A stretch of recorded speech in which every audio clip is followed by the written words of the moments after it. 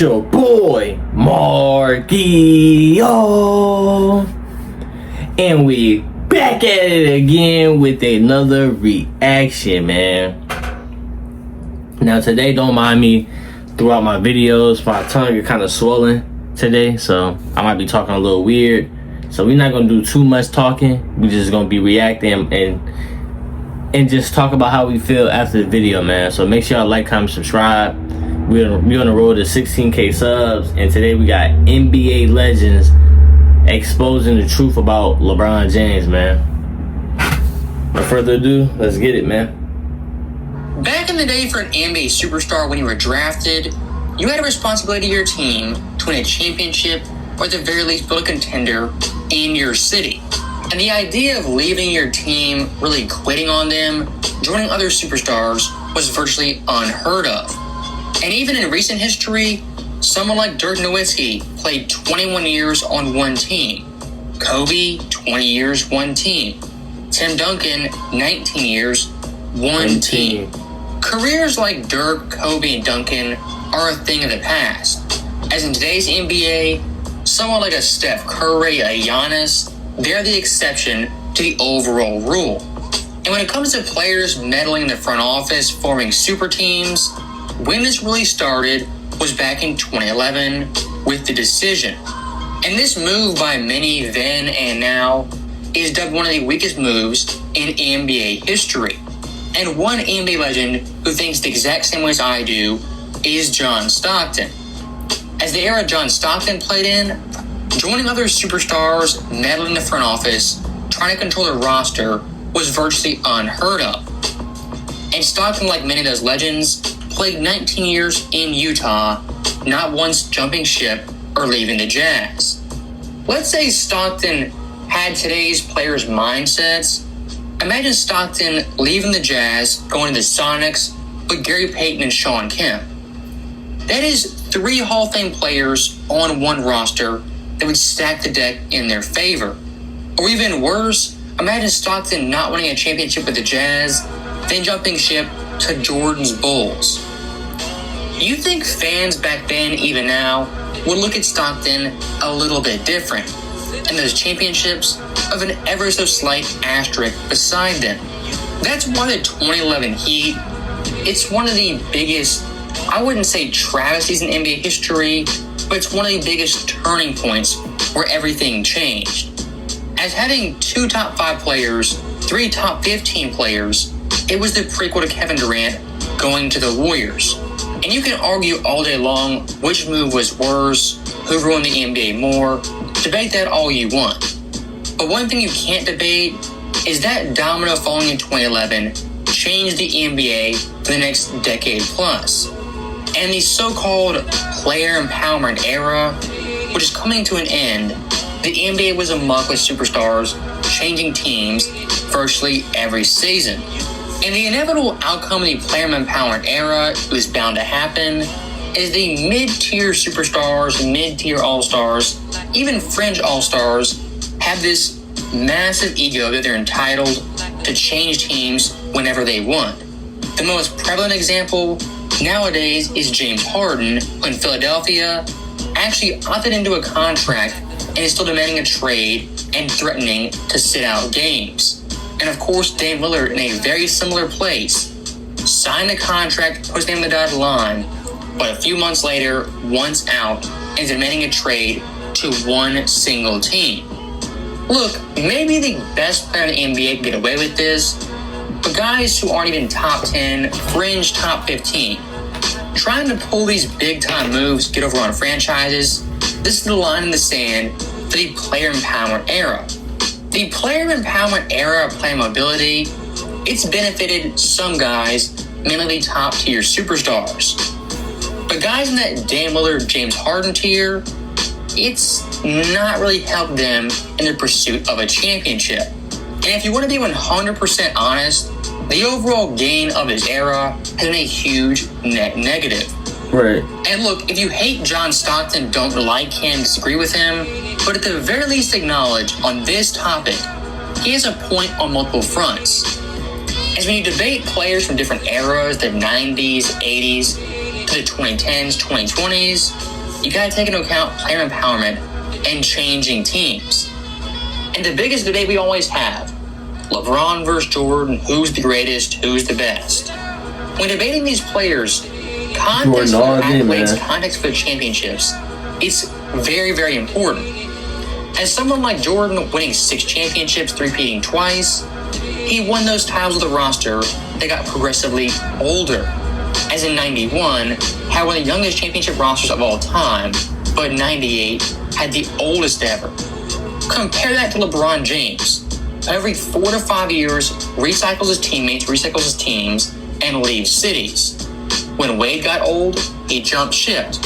When Kyrie was gone, Love was aging, he jumped ship. When Russ was showing age in Los Angeles, what happened? He was shipped out. Leaving teams high and dry, trading players you brought in. Some would define that as being a pseudo GM. And especially in Cleveland, that second stint, LeBron James in 2017, 2018 was their GM. As before that, he pushed heavily for Kyrie to be traded, and then in 2018, got an entire roster overall because of his demands. Even looking at the Lakers, in a very short time period, this roster underwent massive overhauls. From Lonzo Ball, Brandon Ingram, Josh Hart, to Kyle Kuzma, KCP, and Alex Caruso. All those players came in, were filtered through, then sent out and shipped away. Over LeBron's 21-year career, the theme of being a pseudo GM, le GM, has been present everywhere he's gone. And you have to be very, very naive to think LeBron James doesn't have at least some kind of pull, some kind of say in these roster moves and what happens for his teams. He does. And again, contrasting that with Michael Jordan, who back in his era rarely ever recruited players and demanded things from the front office. And according to Jerry Krause, a guy who hated Jordan by all accounts, MJ never came to him, asked for a player, demanded contracts, or wanted coaches fired. Because he could have. The one time Jordan really pushed for the team to sign a player was Dennis Rodman. But Rodman at that point was kind of viewed as a nutcase, a team cancer, and an overall distraction. That was Rodman pre-Bulls. But MJ, he vouched for him, brought him in, and got him 3 more championships. That is the biggest and single example of Jordan pushing for his team to sign a player. Compared to LeBron James, who since 2010, with him on his team's rosters, has had 70-plus trades in that time period. And kind of looking back at Stockton's overall point about player mobility, players demanding things, if you want to talk about quitting on teams, quitting on rosters, for Jordan's career, yes, he retired twice, but not ever quit on the Bulls and that organization. Now, LeBron James, numerous times, has quit on teams, meddling the front office, demanding players, and trying to get coaches fired. That list for a 21-year career is pretty lengthy. And when you look back on it, there's a lot of baggage in Cleveland, Miami, and especially Los Angeles because of LeBron James and what he brings to a team. So really, John Stockton's overall point, you can't really disagree with him. He's not wrong about this. And again, imagine someone like Jordan after 98, after winning his 6th championship. He went ring chasing and joined the Lakers. Imagine Jordan, a young Kobe and Shaq, that big 3 in Los Angeles.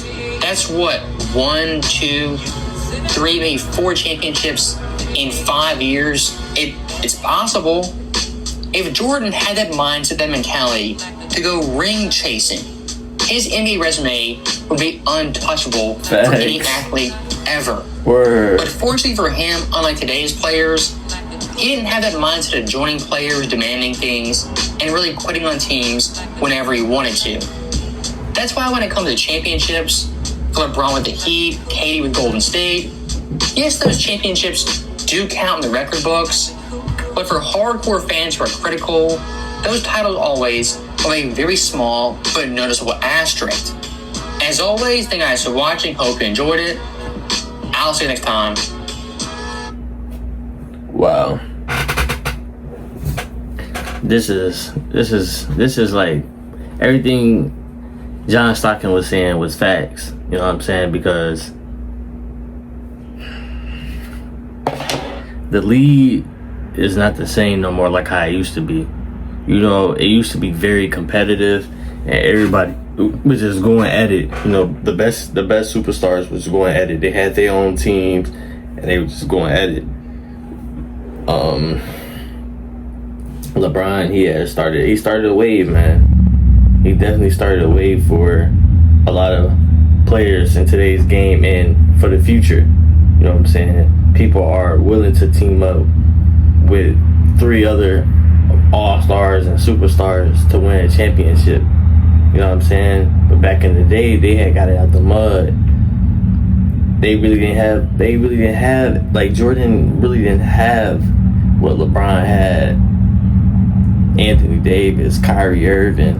Now he got Joel Embiid, Jaylen Brown, VJ, Maxey. You know what I'm saying? Luka, Kyrie, K-Love, Dwayne Wade, Chris Bosh. Like, listen to those names. And Michael Jordan had Scottie Pippen, and Scottie Pippen barely averaged over 20-something every year.